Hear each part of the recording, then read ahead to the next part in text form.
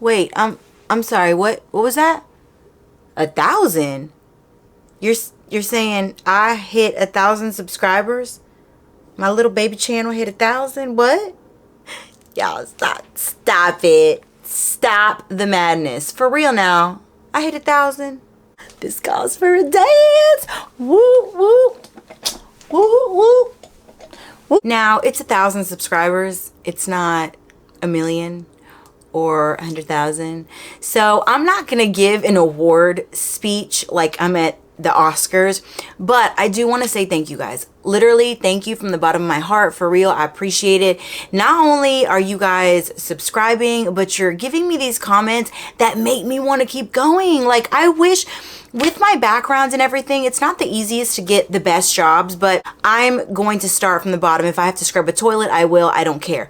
I'm not going to allow my son or I to struggle. But if I could do this as a job like the big YouTubers, oh my gosh, I would be through the moon. Okay, so anyways, this is the beginning. Thank you guys, the ones that were here for me from the beginning. Thank you guys. I appreciate you from the bottom of my heart more than you know. I'm getting all tongue twisted and stuff. And anyways, I don't want to get all weird and creepy. So whatever. I love you guys so much. Thank you for subscribing. Thank you for commenting. And thank you for liking. Thank you, thank you, thank you. You have no idea how much it means to me. I love y'all. Thank you.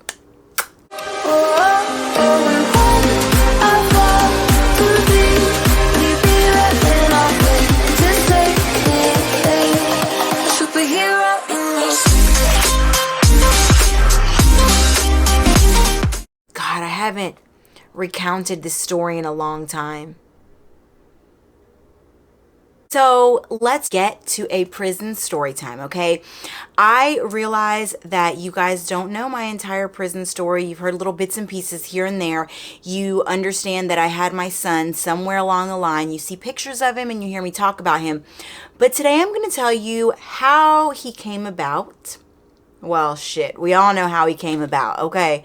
Y'all know what I'm saying. What it was like to be incarcerated and pregnant at the same time, what it was like to give birth incarcerated, and what it was like to basically spend the first years, very important ones, away from him, okay? So let's get into it.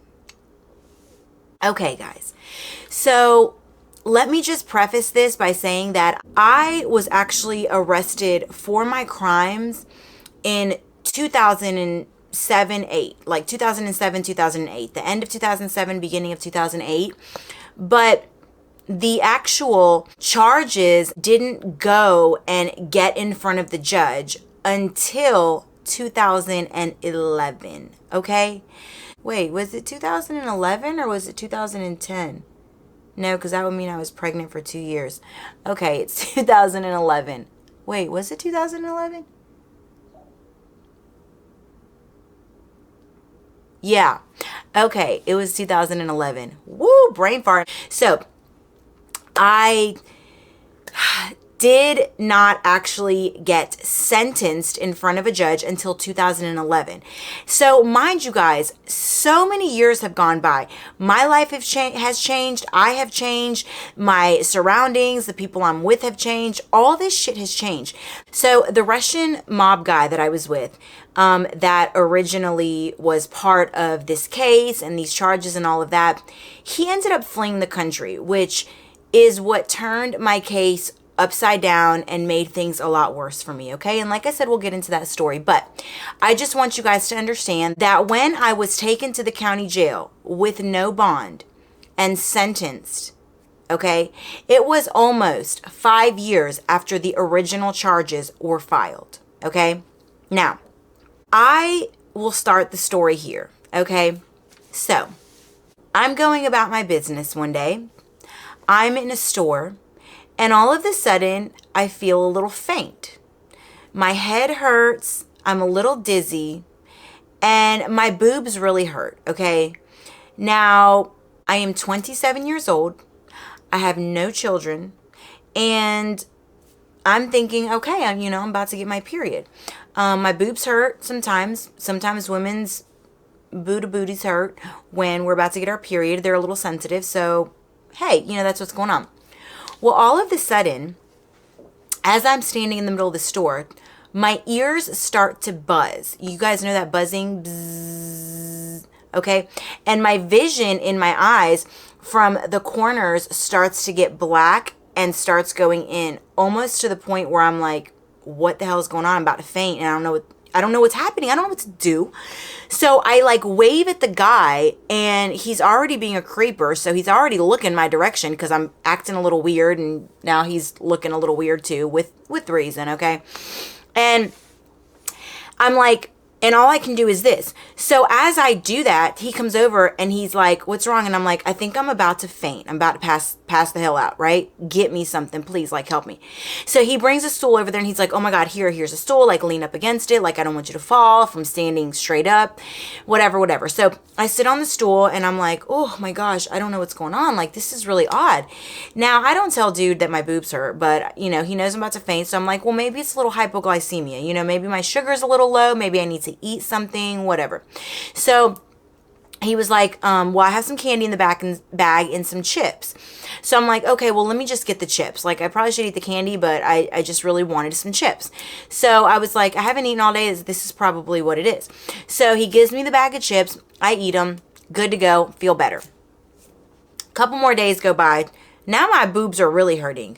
They feel like weirdness. I don't know what the hell's going on. I'm like totally lost and confused. So as I'm totally lost and confused as to why my boobs hurt the way they do, I'm not getting my period. Now, at this point in my life, I am no longer dating Russian mob guy because, as I said, he fled the country. And I have been dating somebody new, nice, good, clean-cut guy. And this guy and I are dating, but we haven't even been dating a year. It's like very new, very fresh. And while he's a great guy, I have a lot going on as far as my legal situation. And I don't know when the next shoe is going to drop. And I don't know when the hell I'm going to drop, right? So while everything's good and I feel good about it, I'm kind of like, still on edge about my personal situation. So now I'm starting to think, like, I'm not getting my period, but we're pretty safe. I'm just trying to figure out, like, what the hell's going on? Like, this can't really be, right? Okay, Jen, let me just go get a pregnancy test. Let me just, like, try, to pee on this little stick and just get the no so that I can go ahead and just be on my merry way, right? Because this is not what I need right now. Okay, I go get the stick. Come back, pee on the stick, wait for the stick to dry. I look at it. I shit y'all not. Hold on, I'm going to get something. That was embarrassing. Okay, said stick, right? Okay. So I have the stick and I'm like, I promise y'all, I literally go like this.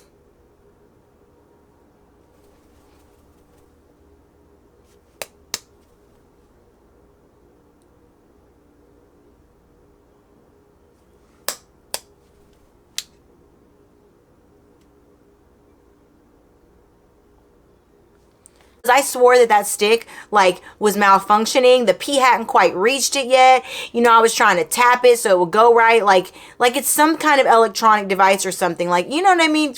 What the hell, Jennifer? Really? Like, come on now. Damn, the stick. Okay, so the freaking stick has malfunctioned. And now it's trying to tell me that I'm pregnant. And I'm like, no, stick, I'm not pregnant. Like, what the hell are you talking about? But apparently the stick was telling me I was pregnant. So I had to go get another stick because, baby,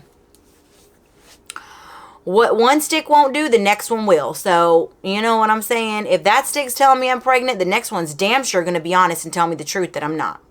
So, off I go to the store and I go get my other stick. But this time I'm like, I'm not taking a chance on another stick malfunctioning. So I'm going to go ahead and get me a couple of sticks. Okay, I got myself like 4 sticks or something to that effect. And I'm like, okay, one of these sticks is going to tell the damn truth. So I go back to the house and I pee on all the sticks. And at this point, I'm like, well, I'm not going to shake them all. They're not all malfunctioning, and I'm just damn pregnant. Okay? I'm damn pregnant.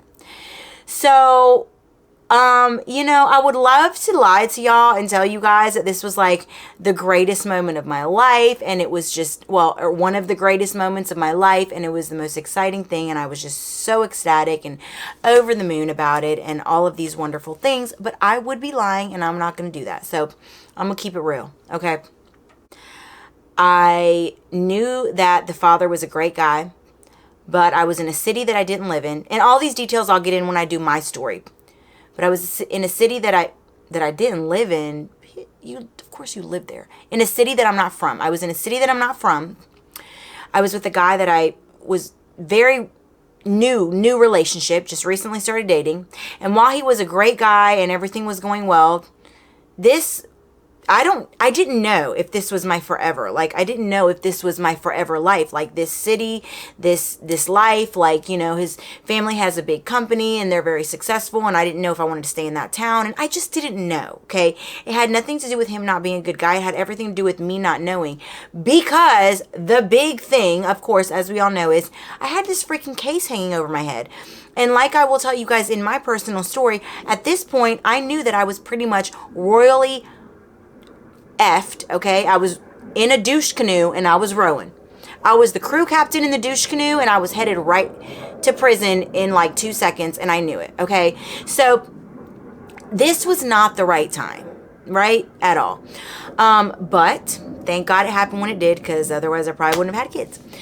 So I am looking around like, holy hell, okay, at least I did something good because I have a good baby daddy, okay? My son's father, which I didn't know was my son then, but my child's father is going to be a good guy with a good family, and I'm from a good family, so, something good's going to come out of this, even if I'm rowing this douche canoe that I'm currently in that looks like it's about to go off the side of Niagara Falls, right? So I'm like, you know what?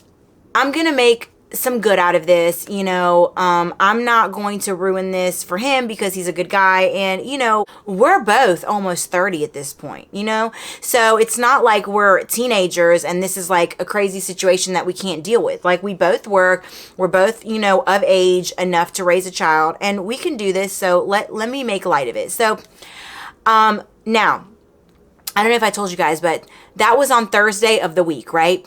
Sunday of that week, like that, so that was Thursday, Friday, Saturday, Sunday of that week was Father's Day.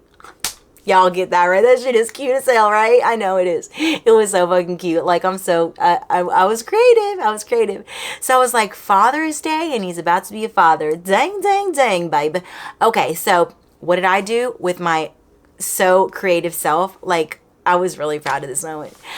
I went and I bought a Father's Day card. Then I took the pregnancy stick and I put it inside the Father's Day card and said, Happy Father's Day. Sealed the card up. And Sunday rolls around. And he owned a bar, a pool hall and bar. So in the back was like the office. So I pull into the bar because he's there. And I go into the office. I'm not going to get explicit on this part, but, I have a trench coat on and some shoes, some really nice, sexy shoes. And that was about it. That was all I had. Sorry, I hope my family's not watching this because it's really freaking embarrassing. But anyways, yeah, that was it. So I was like, hey, so I texted him and I was like, hey, come to the office for a second, right? So he was like, oh, you're here? Okay, cool, whatever. Now, mind y'all, it's Father's Day, but I mean, neither one of us are really like, we're not doing anything. He's at his bar working and, I'm there. So, it's not like celebratory moment for us, but he walks in and I'm like, hey, so I give him, the card, and he's like, what the hell is this? And I'm like, oh yeah, just open it or whatever. So he opens it and he's like, Happy Father's Day. And he sees the stick and he's like, no way. And like, just because he's such a good guy, he just had like the best reaction, and it was just like a great moment. Okay, it was a great moment. He was happy, he was excited. It made me even more happy and excited. I knew that this was a good like person, if nothing else, to be partners and teams with for life, to like do this, right? So I was happy. So, then after that, we like celebrated without my trench coat on, and everything was good to go. So Sunday, Father's Day, boom.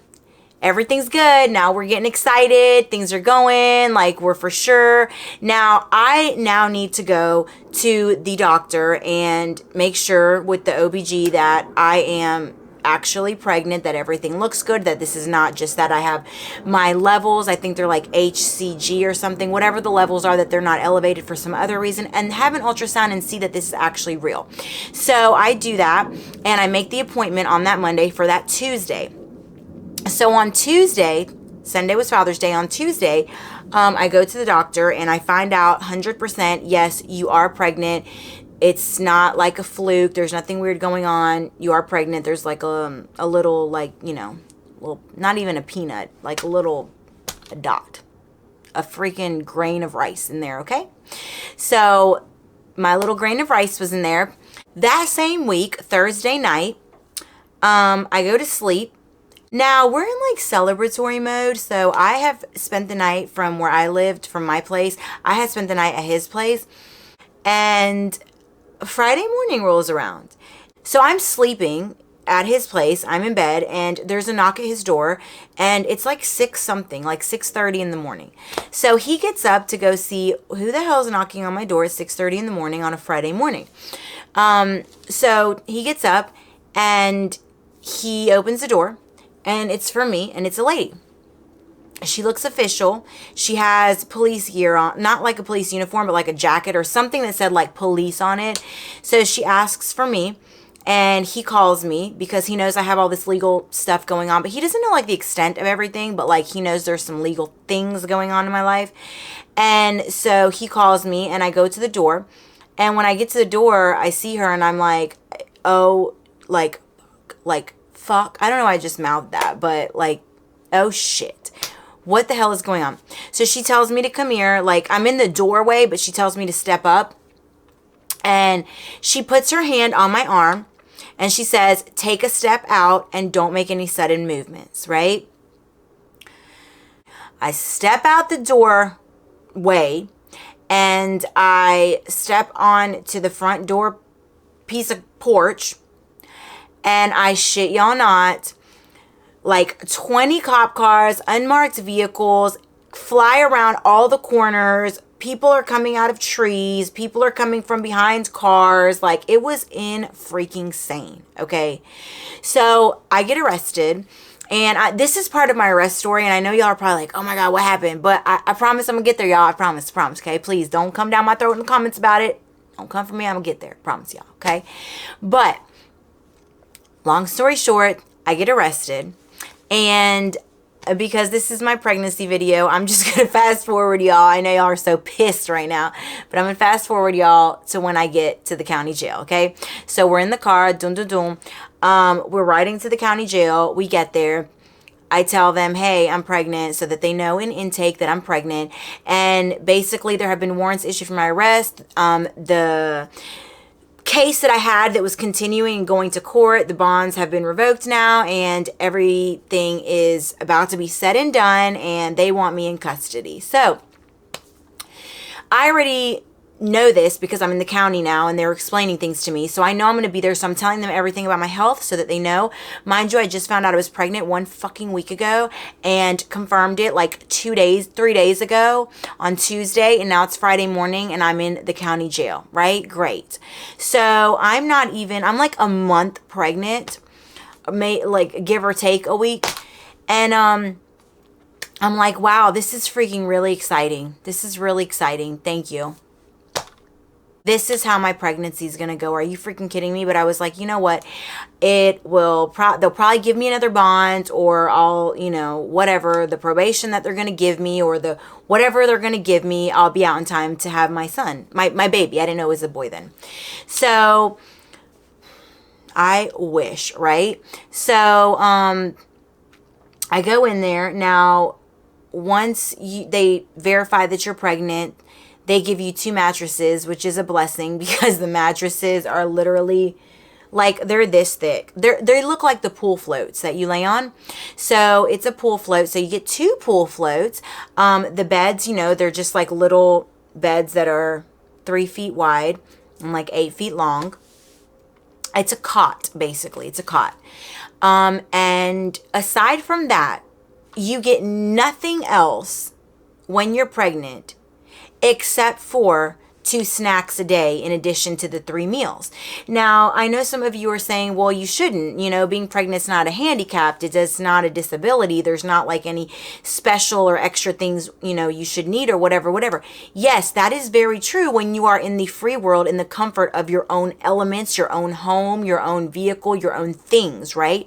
But when you're in a place that's like uniform and set up to work for men, and now you're a woman in there that's pregnant, it is a little different, and there aren't really any special provisions made for you, which really suck. Okay, so let me tell y'all about a day in and day out being pregnant. So I went in weighing 120 pounds, and when I gave birth, I weighed 123 pounds, okay? I was starving. The food was utterly disgusting, but because I really wanted to try to get him some nutrients and some vitamins, I took all my prenatals, I took everything that they gave me, and then I tried to just literally eat like the vegetables and whatever protein, whatever was going to be healthy on that tray that they gave me, because a lot of time that stuff is like artificial. It's just like some no nutritious thing that they throw on there. Like there is some kind of rules they have to follow with the dietary people and all that, but like it's a very minimal, like whatever the nutrients are, it's like very minimal, right? So that's why they supplement it with those 2 extra snacks. Okay, so this is what I used to do.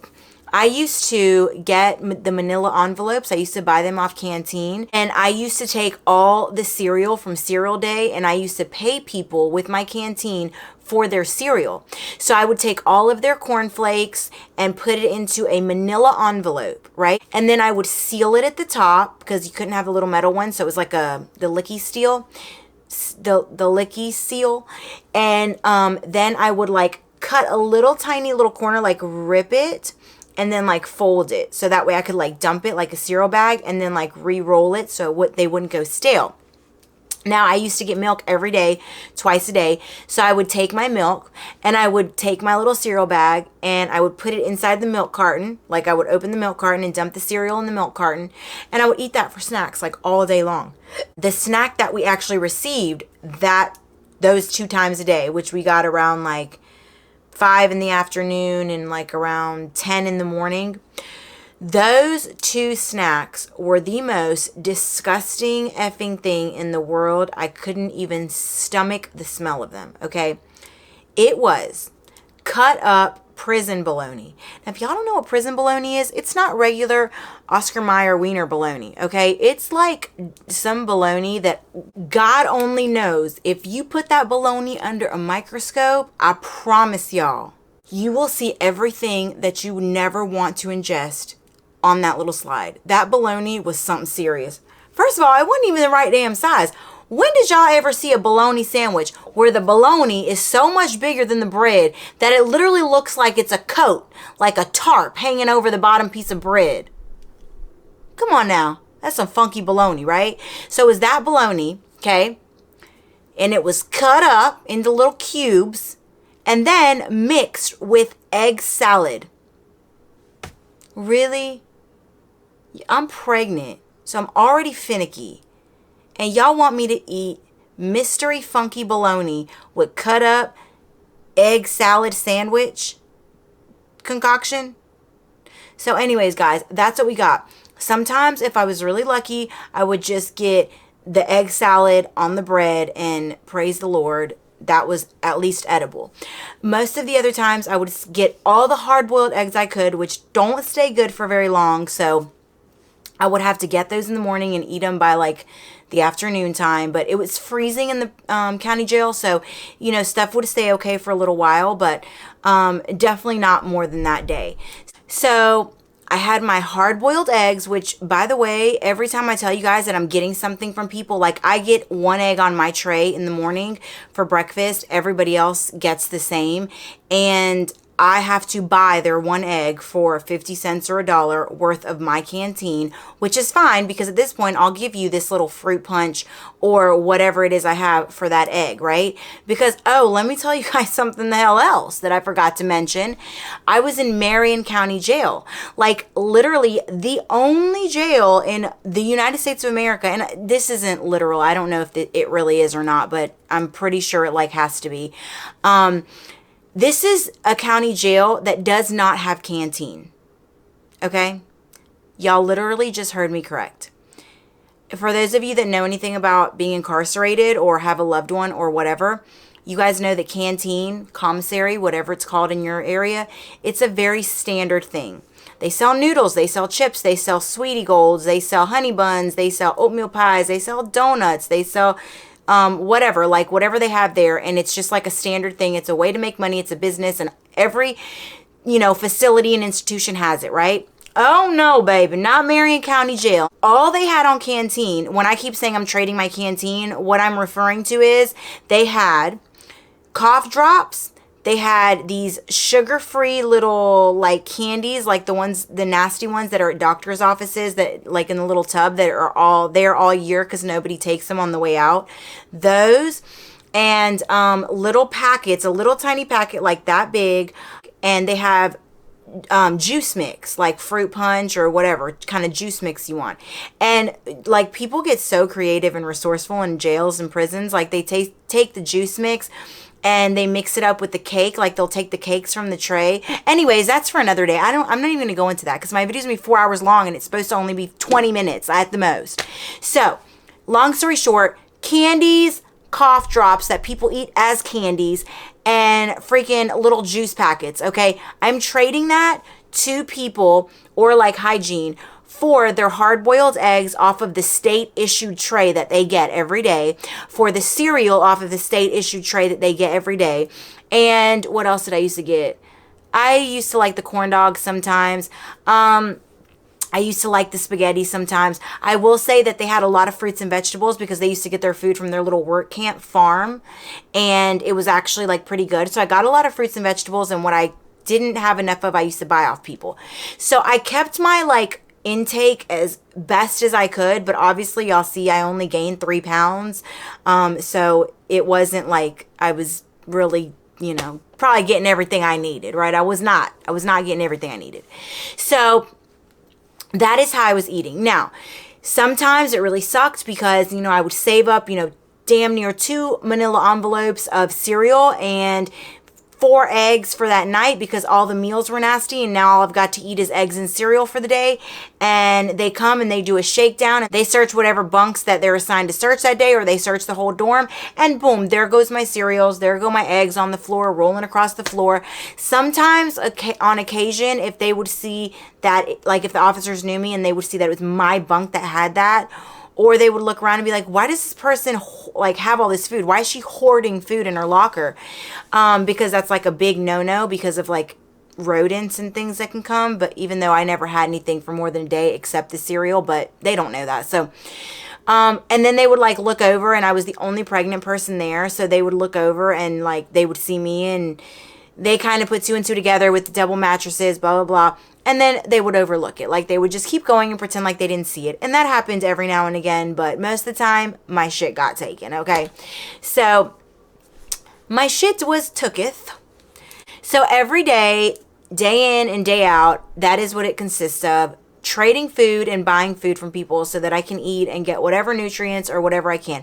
Mind you, I've never been pregnant. It's not like I have internet access, so I don't know what the hell I'm supposed to be doing. I'm calling my mom and asking her, what should I be eating off of these trays? These are the meals. It's standard menu. What should I be eating the most of? What can I do? So I had all of that, and day in and day out, that's all I did. Now, I would sleep, I would rest, I would, try to go outside. I would try to give my baby some sun. I would talk to him and be like, hey, and I would go in my shirt and my uniform and be like, hey, little guy in there, it's count time. Yeah, this sucks. It's not a good officer today, but you know what? We're going to get through it. And I would talk to him, and then I would take him out. They would open the door for rec, and I would take him out, and I would pull my shirt up and let my belly be exposed so he could get some sun, which he did not like every time he got the sun. Or he did, I don't know. Every time he got in the sun, he would start kicking and doing flips and stuff, so it was really cute. I was like very active in there, but just like with one or two people and like by myself the rest of the time. I would walk in laps inside the county jail. The county jail, you guys, is nothing like prison. It's not free roam. You're literally in the dorm all day, 24/7. It's not like prison where you have a life, okay? Now, as far as medical care, it was horrible. I'm not going to lie. It was horrendous. So the jail did give me prenatals and like some stool softeners and some iron pills. But that was it. So I had my vitamins, I had my iron, and I had my prenatals. I mean, my iron pills, I had my prenatals, and I had my my poopy pills, my Docusate, Dukalex.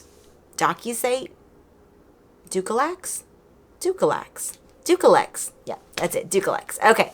So rolling around to doctor's appointments, I would be taken to the health department only when absolutely necessary, whenever like the standard times are.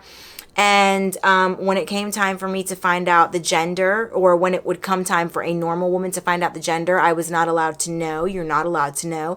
The only way I knew was because the lady, the nurse, God bless her, decided to have some kind of grace and mercy on me, and she said he in the conversation, and then she kind of gave me like a little wink, like a little look, and the officer didn't catch it, didn't hear it, or pretended not to, whatever it was.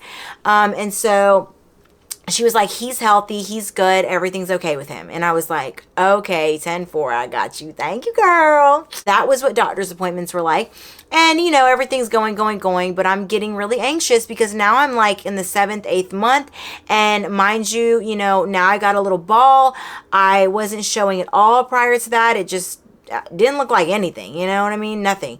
And because it didn't look like anything, you know, they always try to handcuff and shackle me when I go to court, because now I've been in the county jail for quite a few months, and I would have to tell them like, hey, I'm pregnant, and you know, that's when they would look it up. And then when that happens, they have to only handcuff you. They cannot shackle you, right? So I would go to court, nobody could tell, blah, blah, blah. But 7-8 months in, all of a sudden I get a little ball, boop, pops out, right? So he's popping out. He's so stinking cute. I was anticipating the delivery and the birth, right? Now, mind you, nobody can be there with you except the officer. And also, this is my first and only child. So I am anxious, nervous. I already haven't experienced any of my pregnancy with any of my family members. I've experienced my entire pregnancy in the county jail. So all the baby shower pictures, all the hugs, all the, you know, the belly baby bump pictures, all this stuff. I don't have any of that. I have nothing that documented my pregnancy except for my actual son, which, I mean, that's the best gift. But like, for real, I would have liked some memories, right? At least a picture. Not one picture of me pregnant anywhere in the whole entire world. There's not one document of me pregnant. Okay? So sad. But anyways, so when it's getting closer, I'm starting to panic and like, oh my God, I can't have anybody in the room with me. It's just going to be like an officer that I probably don't know. A doctor that I've never met, because I haven't been to the hospital. They're going to take me to Shands in Gainesville. I haven't been there. I've been going to the health department in Ocala. I've never met the doctor, bottom line. I've never met the nurses. I've never been to this hospital. I've never met the officer that's taking me, because it's going to be a transportation officer, not like one of the floor officers.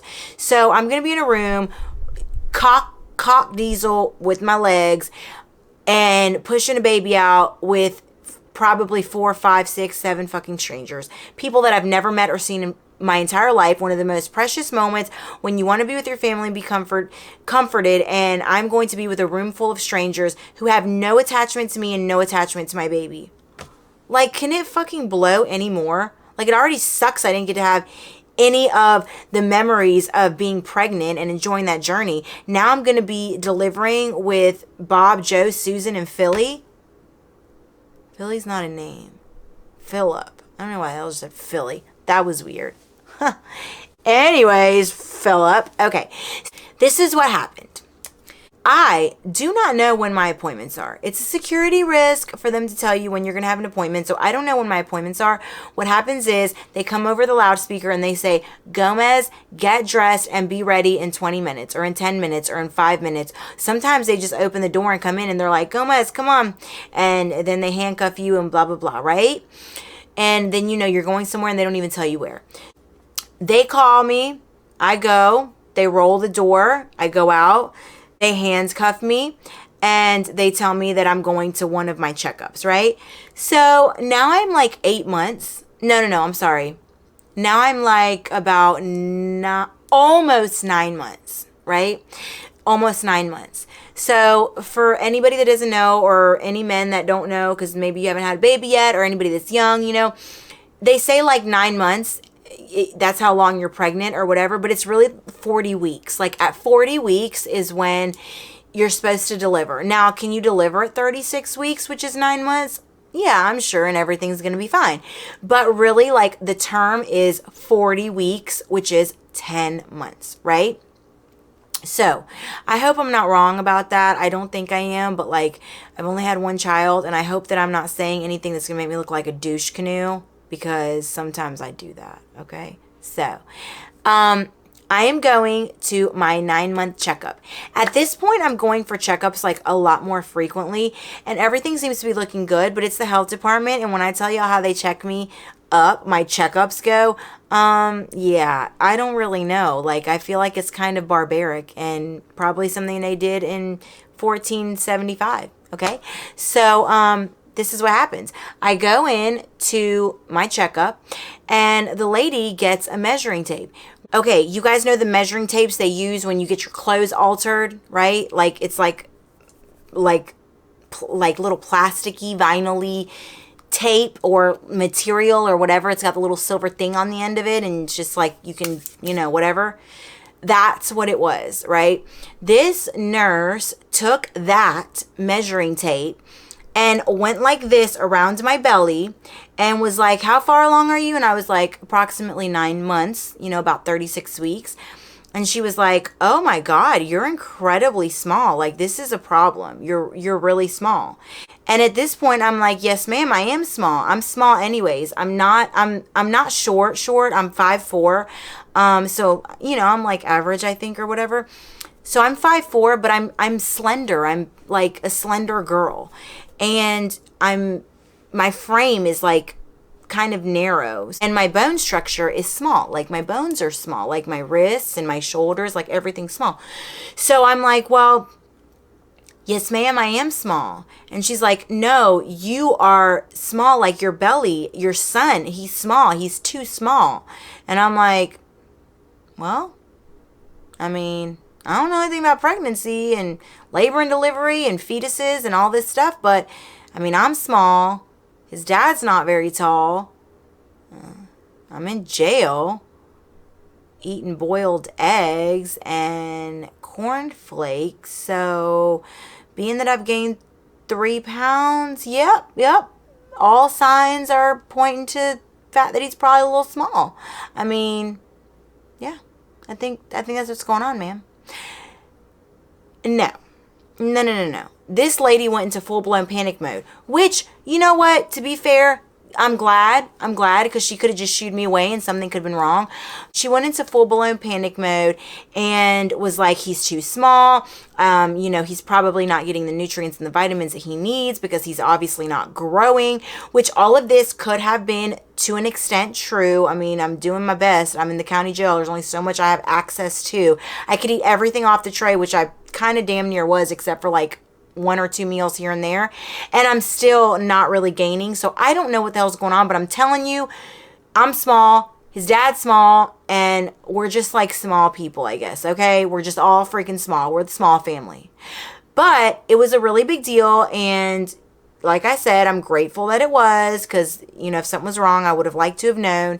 But she goes and she gets the doctor.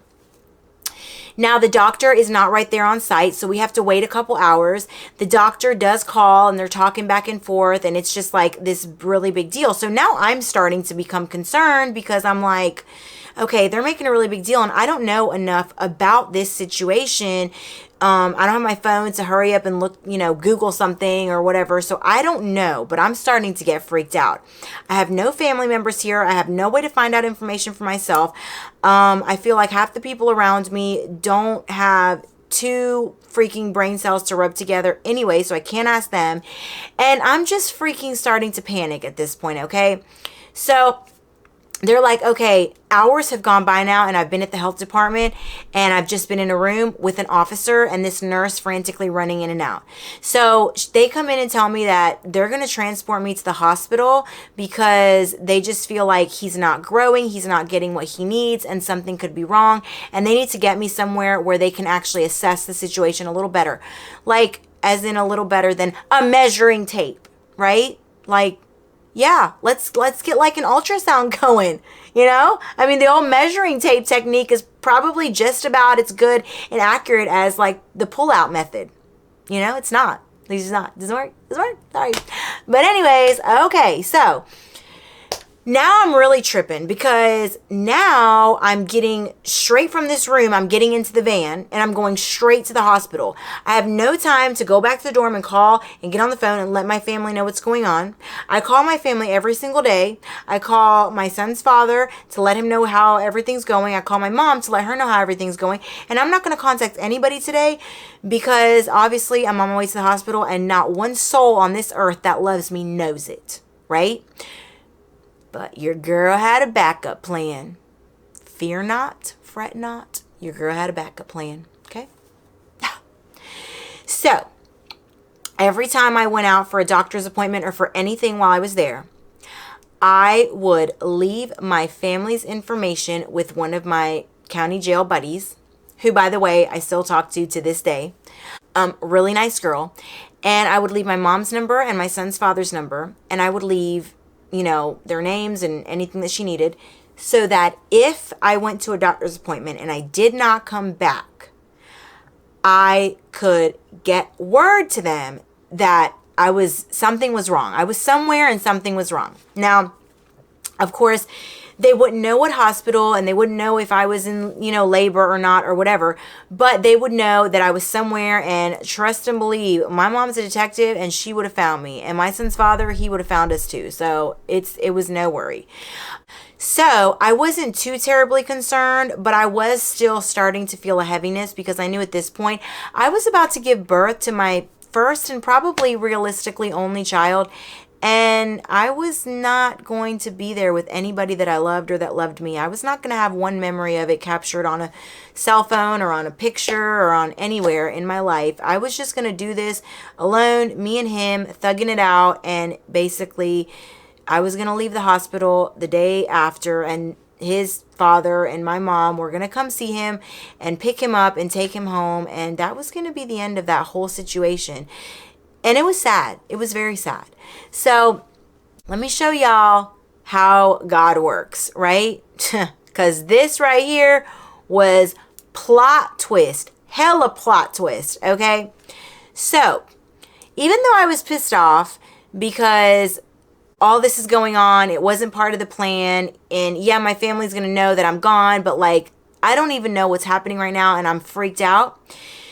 When I get to Shands in Gainesville, the UF hospital, when I get there, the doctors say that they're going to go ahead and induce me. One, because I'm far enough along to where he can be born and everything should be okay. He's fully developed. Two, I'm in the county jail and obviously he's not gaining weight. I'm not gaining weight. And it's like, it's not like I can just hop in the car and, go, right? So it's okay to do this at this point because we're here, and it kind of needs to be done because he's obviously not growing. And the doctor said basically having him in utero for 4 more weeks would be for no reason, basically, because he's not gaining anything from being in there. So these are weeks that he needs to develop and grow, and he's not. So we might as well get him out so that he can develop and grow out here, right? Okay, so they want to get him out, and now I'm panicking about a C-section, or, am I going to be able to push him out vaginally? Because, let me tell y'all, when you get to the hospital, You're freaking shackled to the bed. Okay? If you're not shackled to the bed, you're handcuffed to the bed, but it's one or the damn other, right? They admit me. They go ahead and shackle me to the bed. So my foot is shackled to the bed, and the officer comes in, and here's the plot twist, and tells me that because I am being induced, this is considered an emergency situation. And because it wasn't like planned and it wasn't natural. So because I'm being induced and because it's for a reason of maybe a safety issue concern, for my child's health, that I am being induced and it is now considered a medical emergency. Now, if you're wondering what that means, it means that whenever you go somewhere and you legally sign something and they ask you who your medical emergency contacts are, there's a reason for that. Because if something happens to you, that's the person they're going to contact. So being that I'm in an active medical emergency, guess what they're going to do? They're going to phone my medical emergency contacts and let them know exactly what's going on. Yay! Thank you, Jesus. Thank you, Lord. Thank you, Lord. Thank you, Lord. Thank you, Lord. Woo woo. Okay, right? So now I know that the captain, whoever is like there that night in the county jail and overseeing and whatever, they're called something else. They're called watch commanders there. So whoever the watch commander is now going to contact my mother and my son's father and let them know exactly what's going on, right? My mom's pretty smart cookie, okay? And I know you guys don't know this yet, or you may have read my little thing, on my YouTube page, but my parents are both doctors. They're both specialists. So they're both physicians and they're specialists. And, people that are in the same field kind of like show and extend courtesies to each other and a little bit of privileges to each other. So my mom was told what hospital I was in, and that lady called the damn room, y'all. She called the room. And she introduced herself as the doctor that she is, and she was able to speak with me, okay? No funny stuff. It was legit, but she was able to speak with me, and I basically told her that, I was there, yes, and I was in this room, but I didn't know if she was going to be allowed to come in the room if she showed up at the hospital, because she was going to have to get permission from the jail, I guess, and the hospital, right? So my mom proceeds to call the jail, and the jail proceeds to tell her, because she's a doctor and everything, she's a physician, she's a specialist, and, her daughter hasn't been in any trouble because she put all the good points out there. She was a smart cookie. They said if the hospital was okay with it, they were okay with it. What? Like, I haven't given birth yet? I'm freaking shackled to the bed with my first and only child, not one memory of this happening in the entire world, and now you're telling me my mom and my son's father might just make it, if nothing else, my mom? And she might be able to come in the room with me, and the jail's okay with it? This is it, y'all. I am elated right now, right? So the hospital says yes. The jail says yes. Everybody says yes. Now, I will tell y'all this. I was taken out in the medical transport, handcuffed, and taken to the health department very early that morning. It is now about 4 or 5 o'clock in the afternoon, and I haven't eaten. Thank God I had a really kind officer with me that day, and she was like, listen, I'm hungry too. My shift isn't over till 7. I'm going to go get some fast food. What's up? Are you down? You want some? And I'm like, yeah. And she's like, okay. So she's like, is there anything in particular you don't eat? And I was like, I've been in the county jail for like damn near 8.5 months now, 8 months and some change. And I've been eating slop on a tray that is actually starting to taste good. So, hell yeah, I'm down for whatever, man. You could bring me whatever, the nastiest thing from the fast food menu, and I'm probably going to love it, okay? So, not to mention, I knew this was like probably the last time I was going to get fast food in a long time, and I'm not a fast food junkie at all. I don't even like the shit, but right now it was sounding pretty damn good. So she comes back, and she's got 2 cheeseburgers from McDonald's, okay? She's got a fry, and she's got a chicken nugget, and she's got a soda. I want to slam it all, y'all. I want to eat everything, but I can't. I'm just like, I'm not I'm not feeling good. I'm not feeling it. I don't know what's going on. I'm giving birth.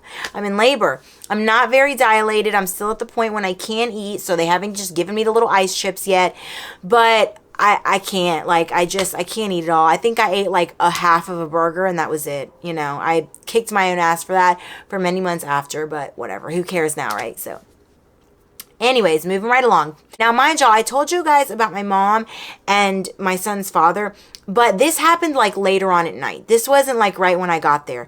When I got there, I had to sit in the ER. I had to wait to see if I was going to be admitted. I was then moved to like labor and delivery. Then I was admitted, and you guys know how hospitals are. So by the time I got admitted and got into the room and like the shifts had changed and all of this stuff had happened, like it was nighttime, okay?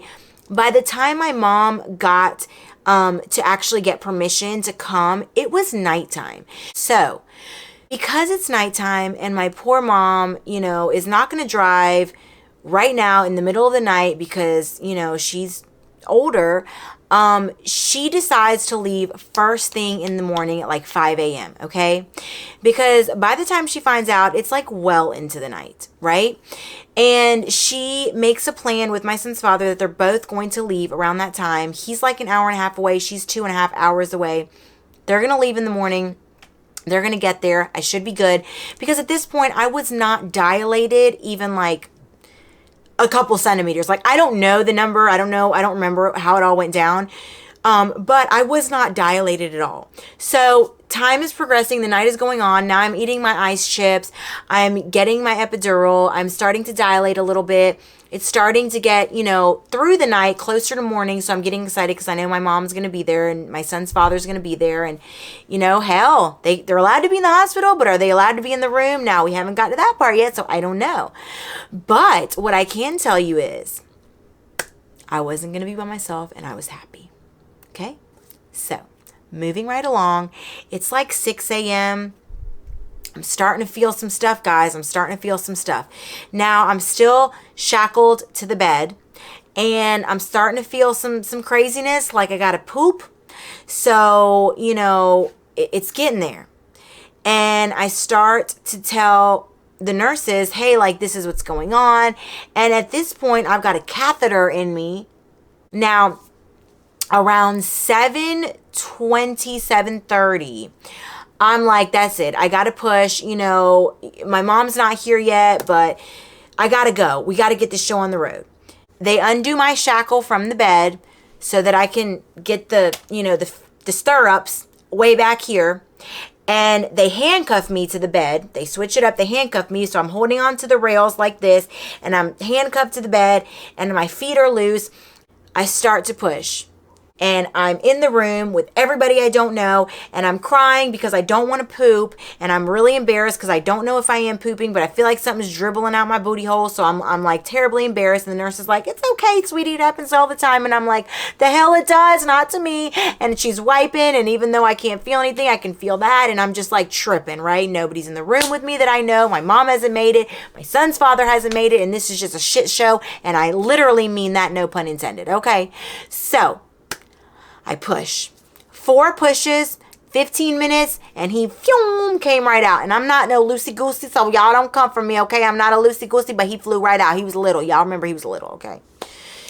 So, praise the Lord. I didn't have to have a C-section. He came right out. I ripped a little bit. I think I had like 2 stitches on like the outside and like 4 on the inside. And basically, they took him out. They said, would you like skin to skin? I said, yes. They handed him to me. He was right on my skin. And I looked at him and I was like, well, it's just you and me, baby. We thugged it out. All right. We thugged it out, little guy. And guess what? It was the greatest moment right then and there. By myself. Now my handcuff is off because they've removed it for this moment. In that room, holding that little guy. Room full of strangers. Bleeding, getting the afterbirth out. And guess what? They said, do you want us to cut the umbilical cord since you have no one here to do it? And I should have been really sad at that moment. I really should have, because there was nobody sharing the joy. There was no father there to cut it. There was no family member there to be a part of it or take pictures. But I looked at them and I was like, no, I'm going to cut it. I'm going to cut it. I got this. So I held him in one arm. They gave me the scissors in the other. They clamped and I cut. And I was like, yeah, I told you it was just me and him. And it was. And we thugged it the hell out. We toughed it out. We got it and we did it. And we made it through. And lo and behold, my mom and my son's father came, and they were there like right around the time this was happening, but they weren't allowed in the actual delivery room, and I didn't know that. So they were escorted in because my mom got them to let them in like immediately after. And they came in, and my mom was hugging me, and he was hugging me, and she was rubbing my hair, and I felt so comforted and so good. And she pulled her cell phone out, and believe it or not, she got to snap a little picky. Now, I was gonna like put this up and let you guys like see it, just like a slideshow, like how I usually do it, but I wanted you guys to just like see that it was a real life picture, and it was it was a picture. I got to have a picture. So yeah, it's from the hospital. Stuck that on the back so they couldn't take it from me. And I had a picture. And of course, I wasn't going to have a lot of memories of anything. So I saved everything I could. I got his little wristband. No, that's my wristband. Hello. I saved our wristbands because I had no like other memories. And I have no idea why, but I saved the paper that had like all of our little like sticky notes on. It's my name and the barcode for us for like security, right? I saved all of that, of course. But yeah, this is all I've got from that day.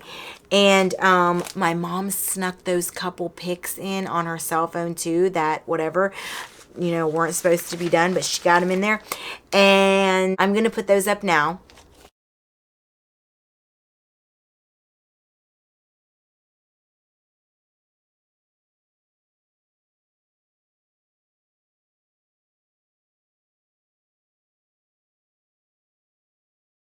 It gets even better because technically when you're incarcerated and you give birth, right, you are supposed to stay 24 hours if you have a vaginal delivery and 48 hours if you have a C-section, right? That's it. That's all you get with your baby in the hospital. That's it, right? Now, I want to say this because I think I forgot to mention it earlier. When I gave birth, I was already knowing that I was going to go to prison for 10 years at this point. I've been in the county jail. Like, I know what the lit read. I know what it is. I know what's going on. Like, I know I'm about to get some years in prison, probably 10, right? It's become pretty evident at this point. So I want to stay in the hospital as long as I freaking can. I want to breastfeed him as long as I can so he can get all the vitamins and nutrients. I want to make sure that I can bond with him as much as I can. And I just want to hold him and see him. I'm not going to be able to do that for God knows how long, right? So, after a couple strings were pulled, okay, I'm just going to keep it real. I'm just going to tell y'all the real truth, right? The nurses looked out, and you really aren't supposed to be like cleared until you have a bowel movement. So my bowel movement kept being, it was ghost. I had ghost poop. It wasn't appearing. I wasn't pooping. And all of a sudden, like, my ankles were swollen and I had bruises on them, which I gave myself those bruises. I just banged my leg up on the rail and my legs were not swollen. They totally freaking lied on that. And they did all of that because the nurses knew that I was going to not be around my son for a while. So they said I wasn't pooping. They said I wasn't, that I had bruised legs and I wasn't having bowel movement with my legs being swollen. And all of this could have meant something bad or could have meant a blood clot somewhere and all kinds of stuff, right? And I'm not saying it's good to lie, y'all, okay? It's not good to lie. We all know that. We all have a moral compass. But sometimes, man, it's so hard to not do the wrong thing for the right reason. Like, yes, they lied. Yes, it was like a little plot scheme. Yes, you shouldn't do stuff like that. But I was going away from my son for a while, and if for no other reason than to breastfeed and give him the nutrients, like, they wanted this mama to be with her son for at least a couple of days instead of just 24 hours. You know what I'm saying? So they extended it as long as they could, and it was almost a full 6 days. It was like 5 days. It was 5 nights and like 6 days. So almost a full 6, right? And basically those 5 days were great, and I got to breastfeed him. I stayed with him, you know, every second that I could, because I was incarcerated and because I was a property of the state at this point. He actually had to be in the nursery because now babies are like, I think they're in the rooms with their moms, but he couldn't be. So for security reasons, right? So like, he's gonna break me out. But anyway, so he had to be somewhere else, but I could be rolled down there, handcuffed and shackled, because I'm not pregnant anymore, with an officer, and I could sit in that little like nursery area. It was not a nursery, but in that area with him while the officer sat in there with me. Okay, so I would sit in there all day and all night. The officer would go in the rocking chair. When the night shift one would come, they would just sleep, and I would just sit in there and I would just be with him, and I would breastfeed and I would be with him. And like, it sucked, but it was great, and I was grateful for it. You know, I really got very, very blessed. I was very blessed through that entire process, that everything went down exactly the way it did, or I would not have had that experience. I would not have had my family there. I would not have had my son's father there. I would not have been able to stay with my son for 5 days. So I was very, very, very blessed, and I'm very grateful for it. And so I'm going to go ahead and wrap this up, but I'm going to tell you all this. When it was time for me to leave, wow, like leaving your child, them telling you say goodbye after you're a new mom, it's your first and only child, and you just gave birth, and it's 5 days later, and they're rolling you out of the hospital in a wheelchair, and your baby's still up there. Now, his dad was there, so I was like, okay, he wasn't alone. His dad was there and gonna take him home.